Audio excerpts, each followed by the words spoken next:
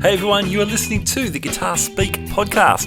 My name is Matt Wakeling and this is the show that I produce in Sydney, Australia, speaking to some of the world's leading guitarists and guitar figures. Thank you so much for joining me. Now today we reprise our conversation with really one of the most influential musicians in thrash metal, that being Scott Ian of Anthrax, one of the big four. Now, not only did I get to speak to Scott, he was actually backstage. He'd just finished a set with Anthrax on their tour with Slayer. It's, pretty rock and roll conditions to have an interview. Today's episode is brought to you by Fretboard Biology, the comprehensive online guitar course put together by Joe Elliott. Now, Joe is not only a fantastic guitar player, he draws on his years of experience as the ex-head of guitar at the Guitar Institute of Technology and also at the McNally Smith Music College. Here's a few words from Joe about the course. If you're tired of wading through hundreds of random guitar videos and just want to become a better player, Fretboard Biology is your answer. Fretboard Biology is a self-paced, college-level program that'll give you the right instruction, in the right amounts, and in the right order. You'll learn the same information I taught to thousands of other guitar players over 30 years of teaching in top music colleges. If you want to make real progress with your guitar playing, then sign up for a free 7-day trial at fretboardbiology.com. All right, before we get to our interview today, just to let you know as well, we are also running, in addition to our interviews, which drop each weekend, we have our midweek show that's been running for a couple of months now called Iconic Albums. And in that show, I'm joined by my friends Rob Rhodes and Gabor Jasika. We talk about some of the most influential guitar albums. That show drops midweek, and we've already had episodes looking at albums by Joe Satriani, Stevie Ray Vaughan, Deep Purple, Eric Clapton, Primus, and The Police, just to name a few. It's a lot of fun, so check that out. Alright, here we go. This is me talking to Scott Ian on the telephone, backstage, somewhere in Albuquerque. Hello. Hi, is that Scott? Yeah, speaking. Oh, hi Scott. It's Matt Wakeling from the Guitar Speak podcast in Sydney, Australia. How are you? Good, how are you? Great, mate. Thank you so much for your time. I know you're super busy. Actually, I know you're in the middle of an Anthrax tour as we speak. Yep. Yeah. I'm listening to Slayer right now. Seriously, that's awesome. That's so cool. Well, mate, thanks again for your time. I'd love to talk about Anthrax and Slayer and all that stuff, but of course we are... the priorities talk about the One Man Riot tour when you come to Australia in September to bring your, for want of a better phrase, I know, your spoken word tour. There's no priority. You can talk about whatever you want. I don't care. That's cool. Well, let's talk about your tour first, because that's super cool and it's pressing, and then we've got a bunch of stuff. So you obviously love storytelling. What was the impetus to bring that to the stage and tell these stories live? I was telling the stories live for years before I wrote a book. The books came out of me telling stories live, basically. Okay, yep, gotcha. And what is it about sharing your life, I guess, so publicly that you love? And obviously you're into stories as in fiction as well, because there's a whole other side to your career. But sharing what I think you've called an insane life with your fans. Well, everything I say is super important, and of course, I think everything I have to say, everyone will be interested in. As a guy who's been in a band for 37 years, of course, people need to listen to everything I have to say, no matter how mundane it may be. I mean, that's partially true, because who in their right mind wants to get up on a stage and tell stories? It just so happens I have some stories that are just really funny. I have a lot of stories that are really funny, and I figured my friends laugh at me, and they've heard them 100 times. So maybe people that don't even know me and they're only hearing it for the first time will really think it's funny. Sure, that seems like a good plan, and it's obviously been working pretty well so far. As well, I think I read somewhere that you're really into Henry Rollins, and you loved his books, and then seeing him take his stuff on the road as well. Yeah, but that never motivated me to want to do it. I never ever once thought I wanted to go tell stories. I got an offer 5 or 6 years ago to do a show like this in London the night before Anthrax was going to start a tour. So I was going to be there anyway. And it was just out of sheer curiosity to see if I could do it. I had every expectation that after 30 minutes of silence, I would just say, okay, thank you, good night. And my curiosity would have been solved. But it went the other way, and I talked for 2.5 hours, and I had a shitload of fun and wanted to do it again. Yeah, awesome, man. Very cool. You've got a lot of creative interests. So, like, you've written comic books, you've been involved in TV and films. So all this stuff aside of Anthrax and aside of the other musical, I guess, interest, have you always been a creative person? Have you always looked for different creative outlets? I don't think of it that way. It's not creative outlets. Is it fun or is it not fun? Uh-huh. That's literally how I make decisions, because I'm not looking for more work, and I'm never looking for reasons to leave home. It's just sometimes I get offers to do things, and it's a really simple question. Am I going to have fun or am I not going to have fun? And if it seems like it's something I'm going to have fun doing, then it's worth exploring. Sure. And I get tons and tons of offers for things that I say no to all the time. Okay. Yep. But there's things like getting to be on The Walking Dead. That, for me, that certainly sounded like fun.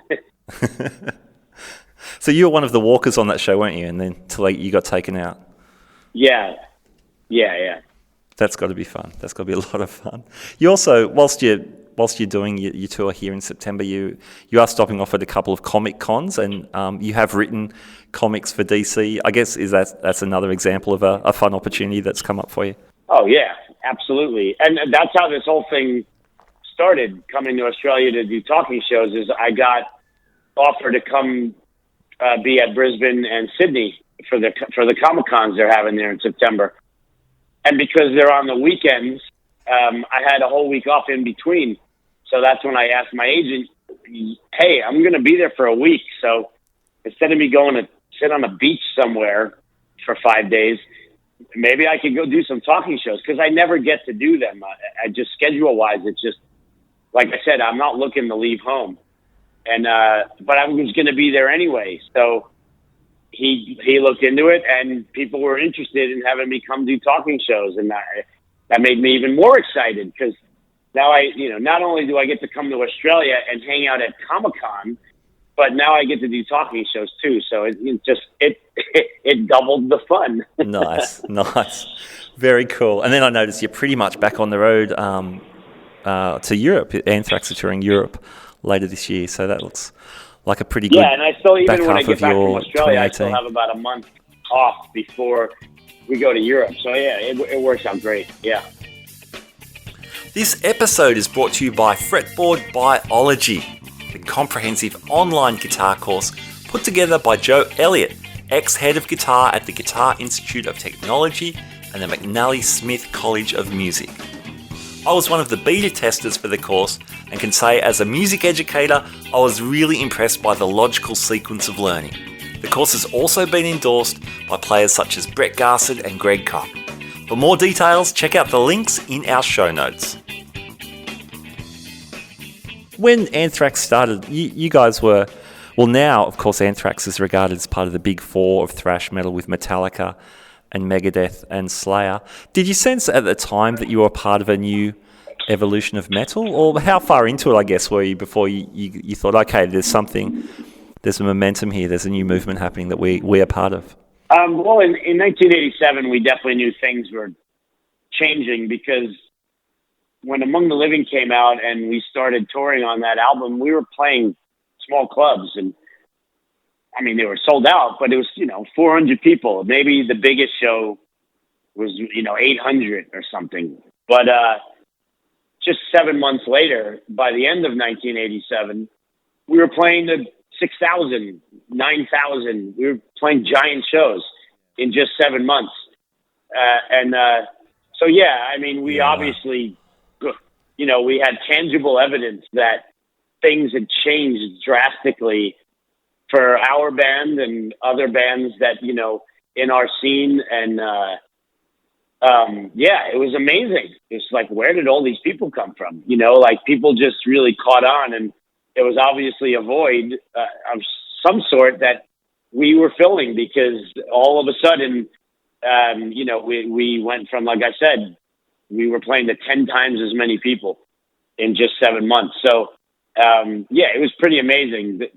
We didn't realize it at the time that we were part of some wave, but, you know, looking back on it, certainly, we were definitely a part of something that was bigger than just our band. It was all of us together, and not just the four of us, a lot of other bands too. We were all part of this wave of, we would even call it thrash metal yet back then, but 83, 84, when all these American bands started making records, it started a wave that crashed in a big way 4 years later in 1987. Bands like Metallica, they were part of the Bay scene in San Francisco. So there was bands like Exodus, and I guess bands like Testament followed on. You guys were from the Bronx. Did you have any other bands that you were working with, or there was any affinity with? No, there was zero scene in New York City. There was no metal scene. The only thing going on in the early 80s was cover bands. You know, if we would try and get shows at clubs, and they would just tell you to go learn a Van Halen cover set and come back when we learned Van Halen songs. I mean, there was no scene at all. We didn't. The only other band, and I didn't even know it then, but because it wasn't like there was social media or anything. But that band Overkill was from New Jersey. Sure, yeah. And they were around back then too, but we didn't even know them because there was no scene. Not like there was a punk rock scene. Yeah, right. And there was a hardcore scene, like down at CBGB's, but there was no metal scene at all. Zero. We didn't know any other bands. There was nothing going on for metal. It was basically something that, by 82, 83, when things started to happen for us, then a scene started to happen around us, and by other bands coming and playing New York. It all grew. Okay.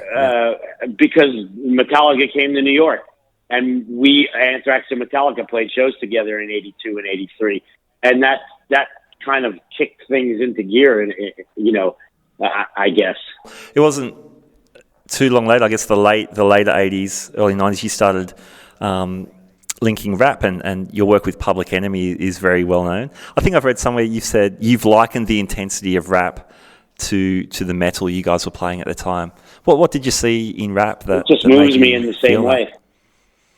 Well, I should say it moved me. The rap that I was listening to from around 81 on, I just got the same. I've never broken music down into genres. I don't categorize music. I like it or I don't. I don't care what genre it is. To me, music is music. It either moves me or it doesn't. And rap moved me the same way rock did. There's certainly the same sort of intensity, just delivered in different musicianship, of course. But that intensity obviously makes a really great sure. fit. I think. I don't analyze music either. I just feel it. I don't think about music. I experience music. I've read you learnt guitar. A big deal for you was working out AC/DC albums. Pretty much, yeah. And particularly Malcolm's work, you're a huge fan. Yeah, of all the bands I was into in the 70s, definitely the AC/DC certainly had the biggest influence. I mean, they're still my favorite band. And certainly as a guitar player, I would just sit with the albums and just go song by song and learn the chords. That's all I would do. Can we talk guitars? You've been with Jackson Guitars for a long time. How did you first hook up with those guys? Well, they turned me down in like 1985 or 86. I wanted to play Jackson's and become an endorsed artist. And so did our old original guitar player, lead guitar player, Danny Spitz. And they said they would endorse him, but they wouldn't endorse me because I wasn't a lead player, which I took very personally, and I didn't understand that at all. But I won't hold it against. I mean, back then it was just one who worked there who felt that way. So it took a few more years, and then the band got a little bigger, and then all of a sudden Jackson wanted me to play their guitars, which I was still very happy about because I loved Jackson. So there's been a bunch of Jackson signature models for yours. What's the latest Ian Scott signature? I've got the Flying V, Jackson King V that I've had. I don't know. It's been about 2 years now, probably. That's because I have two. I've got a soloist and a King V. Yeah, nice. Now the soloist, that's a solid maple body, if I remember correctly. Is that true? Not all of them. No, I don't know. I don't think so. I think there's different configurations. I don't know that there's one. I don't think it only comes one way. I think if you were to custom order one, you could probably get it in any wood you want. Okay, nice. Very cool, very cool. And are you still using Seymours? I think you were using JBs for a long time. Yeah, same pickups. And where are you now? I'm trying to get the time difference sorted out between Sydney and the States. Are you in Arkansas tonight? Is that where you're gigging? I'm in Arkansas, yes. Yeah, nice. So Slayer are on. Have you guys already played? Or are you on next? Slayer literally just finished. Tom just walked past me to his dressing room. That's very cool. Very cool. And have you already played, or are you guys coming up? Yeah. The show's over. All right, there you go. Scott Ian backstage. Just wrapped up a show with Slayer. Pretty cool. My thanks to Fretboard Biology for sponsoring today's episode. Please check out the links to Fretboard. All right, there you go. Pretty cool. Scott Ian backstage, just opened for Slayer, and had a chat with us. Thanks for joining me, and thanks also. All right, there you go. Scott Ian from Anthrax backstage, just hanging and talking to us. It's pretty cool. My thanks to Fretboard Biology for sponsoring today's episode. Please check out their far out, man.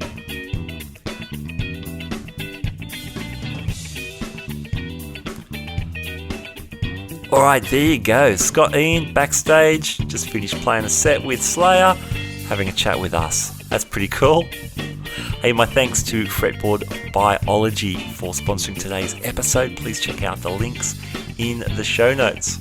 All right, my name is Matt Wakeling. You've been listening to the Guitar Speak podcast. And as Michael Schenker once told me, keep rocking, keep on rocking. Keep on rocking indeed. I'll catch you next time. Bye now.